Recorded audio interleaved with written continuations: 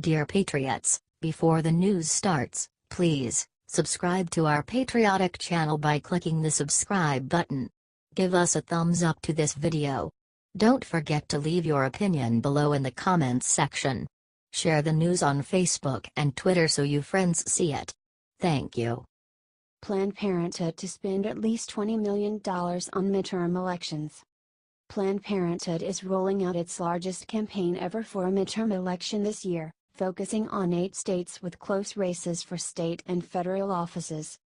The organization's political entities, Planned Parenthood Action Fund and Planned Parenthood Votes, are set to spend $20 million on elections in those 8 states, and officials told CNN that number is likely to climb even higher before Election Day.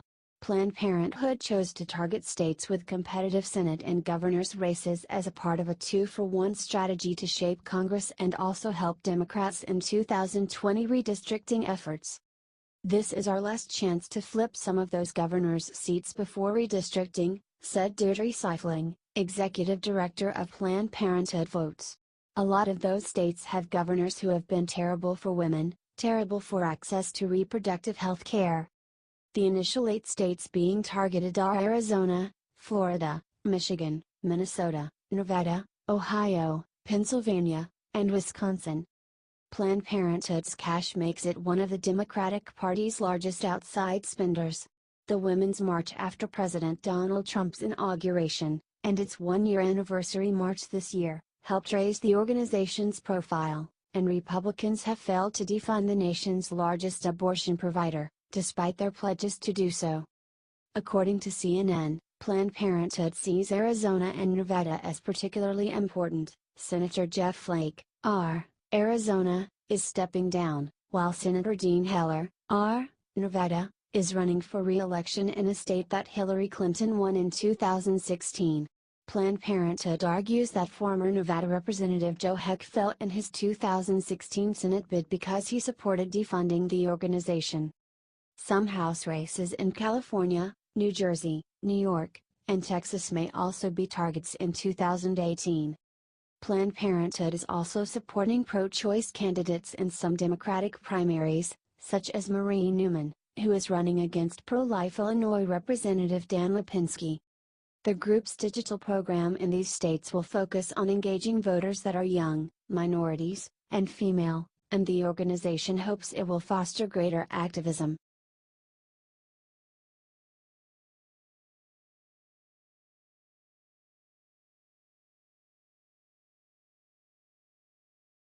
Trey Gowdy directs Schumer with facts after he voted no on Trump nominee because he was white. Chuck Schumer refused to confirm a Trump judicial nominee based solely on his skin color, but Representative Trey Gowdy, RSC, helpfully corrected the top Democrat with something he doesn't encounter very often: facts. Schumer admitted on the Senate floor earlier this week that he would not vote to approve the nomination of Marvin Quattlebaum for a vacancy on the U.S. District Court for the District of South Carolina, because he is white and is replacing 2 minority nominees of former President Barack Obama's. Quattlebaum replaces not 1, but 2 scuttled Obama nominees who are African American, he said. The implication was clear: Trump was supposedly scuttling, the black nominees out and replacing them with his preferred white nominee. The implication, however, was void of facts. Gowdy to the rescue.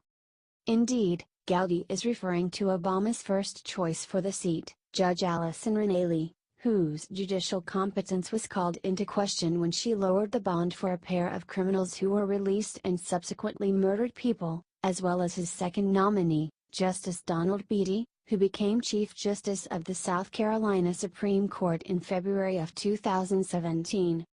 Those don't exactly sound like people who were scuttled. Gowdy also called Schumer out for his political and racial grandstanding, citing another white nominee in South Carolina that the New York Democrat didn't oppose.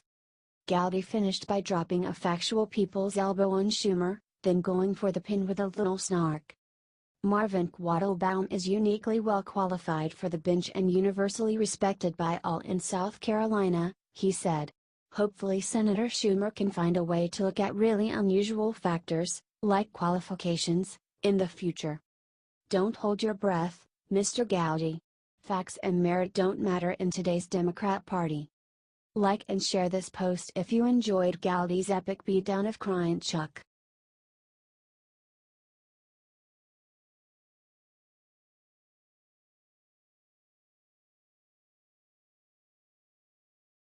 Devin Nunes drops a Moab on the Russia investigation, claims there is evidence of collusion. Republican Representative Devin Nunes of California shared some startling news about the Russia investigation Saturday, claiming there was clear evidence of collusion on Fox News' Cavuto Live. Nunes said he welcomes more investigators to look into Foreign Intelligence Surveillance Act, FISA, court abuses and said he is glad the Inspector General is getting involved. We have a media that pretty much refuses to cover this issue at all. We have serious abuses that occurred in the FISA court against the Trump campaign, Nunes said. We continue to get facts. We will bring those facts forward as we see them. Nunes said there is evidence of collusion, but added it occurred between the Democratic Party and Hillary Clinton, while the Russians and had nothing to do with President Donald Trump. I welcome anybody to come help investigate, because so far it's only the House Intelligence Committee Republicans who are actually doing anything to get to the bottom of who is colluding with Russia, he concluded.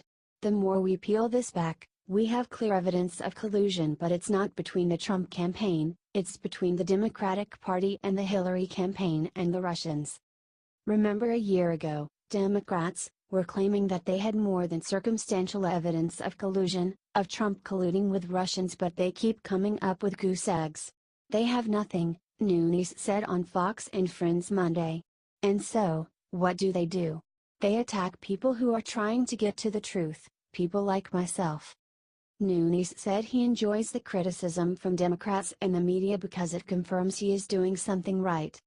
We actually enjoy the criticism because when you're being criticized like this by all the major networks, and being attacked by the left, we know that we're getting close to the truth, he said. The Republican congressman said this is just the beginning and promised more intelligence on former Secretary of State Hillary Clinton and the Democratic Party about their involvement in federal government corruption. The American people are just beginning to learn the truth about the Hillary campaign and the Democratic Party and their involvement in how they corrupted our institutions, Nunes concluded.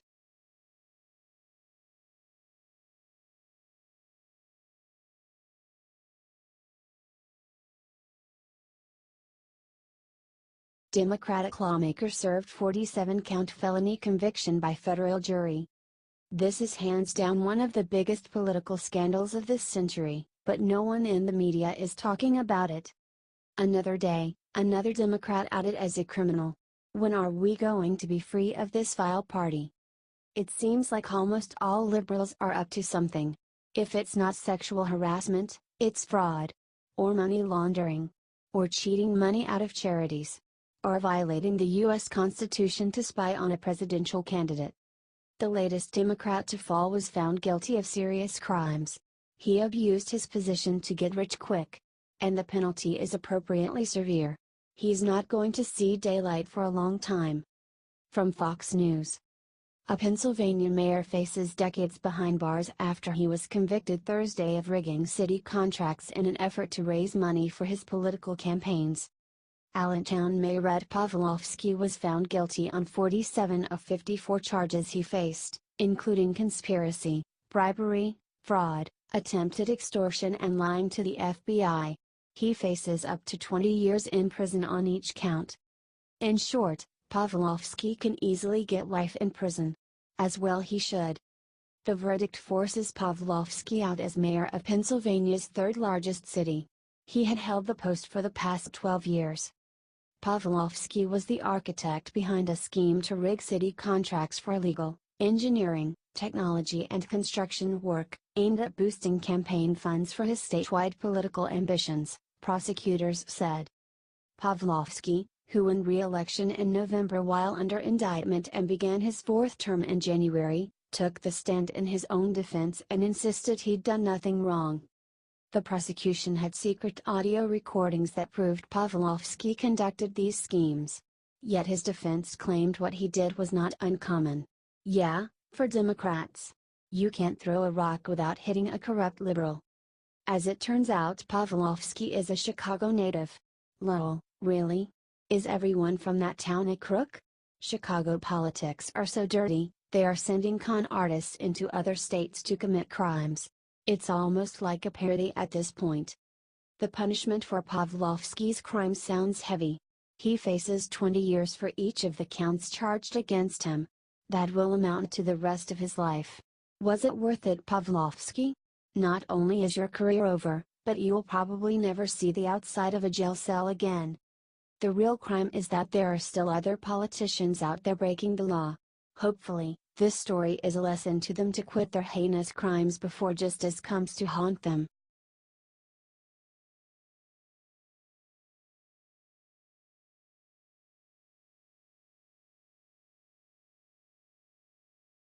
Breaking: White House on lockdown after shots fired.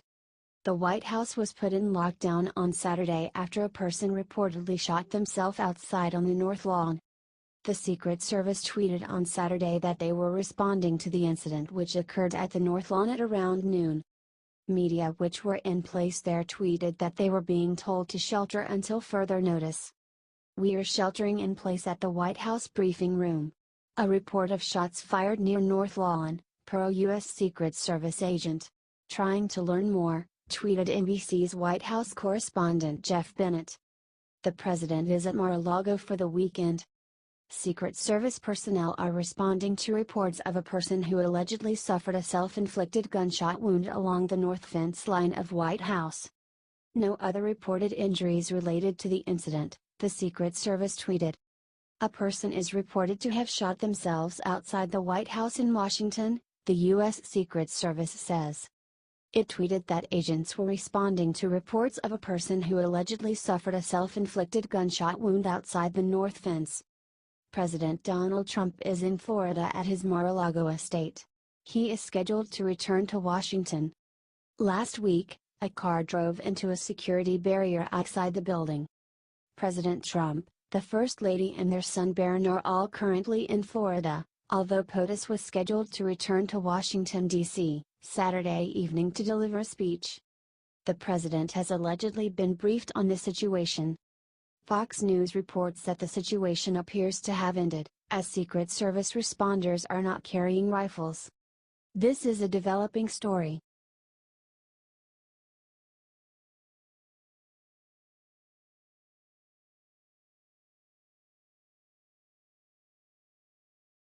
Rand Paul makes move to get rid of federal gun-free zones.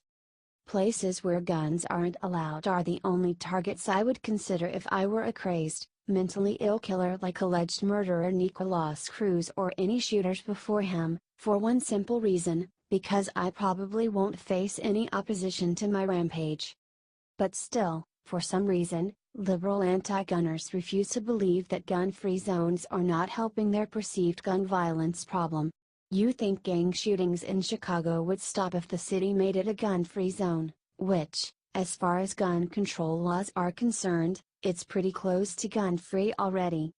Looks like Rand Paul wants to do something about the federally designated gun-free zones. Washington Examiner reports. Senator Rand Paul, RCI, introduced legislation on Thursday that would repeal a 1990 law banning guns from school zones, a move that fits with his push to arm teachers and other school personnel so they can prevent school shootings like the one that took place in Florida last month. Paul's bill would repeal the Gun-Free School Zones Act of 1990 and all amendments to that law. The law bans weapons in and around all public and private K-12 schools, with limited exceptions. Its supporters say the law is needed to reduce violence at schools. But Paul is a longtime advocate of allowing some teachers to be armed, and has argued along with other conservatives that current law makes schools easy targets for mass shootings. In early 2013, just weeks after the Sandy Hook shooting that left 26 people dead, including 20 elementary school kids, Paul said it was time to arm teachers. "If my kids were at that school, I would have preferred that the teachers had concealed carry and had a gun in her desk," Paul said then, according to USA Today. Is it perfect? No. Would they always get the killer? No. Would an accident sometimes happen in a melee? Maybe. But nobody had any defense, and he just kept shooting until he was tired and he decided to shoot himself, he said of the Connecticut shooting. Share this everywhere if you agree with Rand Paul's actions.